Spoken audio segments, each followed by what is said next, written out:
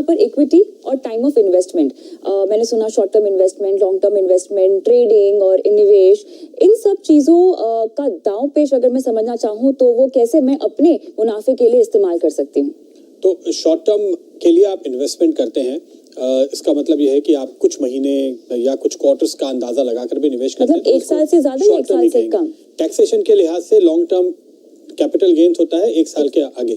लेकिन जब आप इन्वेस्टमेंट की बात करते हैं तो आमतौर पे हम मानते हैं कि इक्विटी इन्वेस्टमेंट तो 5 साल 10 साल वाला होता है।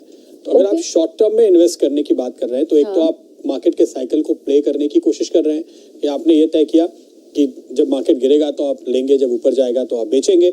ये भी एक शॉर्ट टर्म इन्वेस्टमेंट की स्ट्रैटेजी हो सकती है। अब आप हर क्वार्टर में ये ट्रेड कर लेना चाहते हैं, या आप साल में एक बार अच्छे बड़े स्विंग को केवल ट्रेड करने की कोशिश करते हैं, ये आपका डिसीजन है। लेकिन एक जो खास बात जानने वाली है कि मार्केट में आप जब भी निवेश करते हैं या ट्रेड करते हैं तो आप ट्रेंड के साथ चलते हैं। तो चूंकि ट्रेंड ओवरऑल तेजी का है हमारे देश में, हमारे इक्विटी मार्केट में, और हम ये मानते हैं कि ये अगले 20-25 साल तक भी तेजी का ही रहने वाला है, तो हम आपको सलाह देते हैं कि आप 20 साल तक लगातार पैसे लगाइए और निकालने की मत सोचिए। लेकिन जब आप इक्विटी इन्वेस्टमेंट करने जाते हैं अलग अलग शेयरों में, सेक्टर में, तो उनके साइकिल अलग अलग हो सकते हैं। जैसे कि कमोडिटीज के साइकिल होते हैं, गोल्ड का एक साइकिल होता है। तो गोल्ड ने कभी ऐसा भी हुआ कि आपको 5 साल के अंदर 3-4 गुना रिटर्न दे दिया, और कभी पिछले 5 साल में कोई रिटर्न नहीं दिया।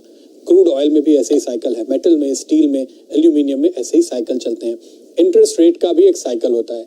तो आप इन साइकिल्स को प्ले करने की कोशिश करते हैं ऐसे मामलों में। तो जब आपको ये लगता है कि मेटल में या कमोडिटीज में तेजी होने वाली है तो आप कमोडिटी स्टॉक्स में निवेश करते हैं उस समय।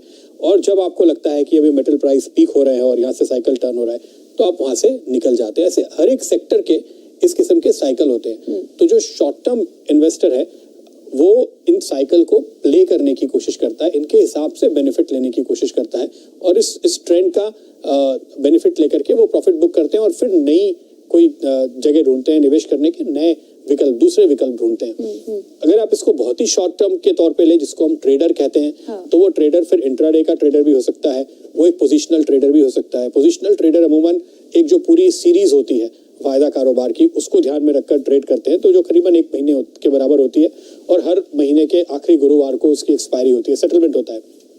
तो उस नजरिए से अगर आप निवेश करते हैं तो आपकी स्ट्रैटेजी अलग होती है। अगर आप डे ट्रेडर हैं तो आपकी स्ट्रैटेजी अलग होती है। अगर आप पोजीशन रोल करके 2-3 महीने या 2-3 सीरीज को प्ले करना चाहते हैं तो फिर आपकी स्ट्रैटेजी अलग होती है। उस लिहाज से आपको अपने एंट्री और एग्जिट के पॉइंट ढूंढने होते हैं। जैसे कि हम लगातार हमेशा ये बात करते हैं कि लॉन्ग टर्म इन्वेस्टमेंट सबसे अच्छी चीज है, सबसे सही सटीक तरीका है।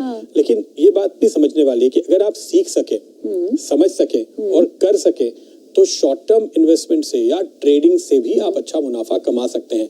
लेकिन ये सीखने वाली बात है। जो सबसे बड़ा फर्क होता है शॉर्ट टर्म के इन्वेस्टमेंट में और लॉन्ग टर्म के इन्वेस्टमेंट में, वो ये होता है कि लॉन्ग टर्म में कंपनी की लगातार तरक्की हो रही है, कंपनी का कारोबार लगातार बढ़ रहा है। हर साल वो आपको डिविडेंड के तौर पे रिटर्न देगी।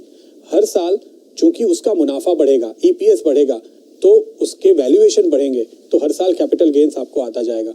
तो वहां पे आपको बेनिफिट इसलिए मिल रहा है क्योंकि कंपनी की तरक्की हो रही है। लेकिन जो शॉर्ट टर्म इन्वेस्टर है या जो ट्रेडर है, जो कुछ हफ्ते, कुछ महीने, कुछ दिन के हिसाब से चलता है, वो दरअसल बाजार में दूसरे ट्रेडर्स के सामने खड़ा है और आप किसी और की गलती का फायदा उठा रहे हो। तो ये हम कहते हैं जीरो सम गेम, यानी end of the day short term के निवेशकों के बीच में किसी का मुनाफा, किसी का नुकसान। तो अगर आप सबसे स्मार्ट हैं तो ही आपका पैसा बनेगा। तो उसके लिए ज्यादा सीखने की, ज्यादा प्रोफेशनल होने की जरूरत है। अगर उतना नॉलेज आपको है, वो स्किल्स हैं, तभी आपके पैसे बनेंगे।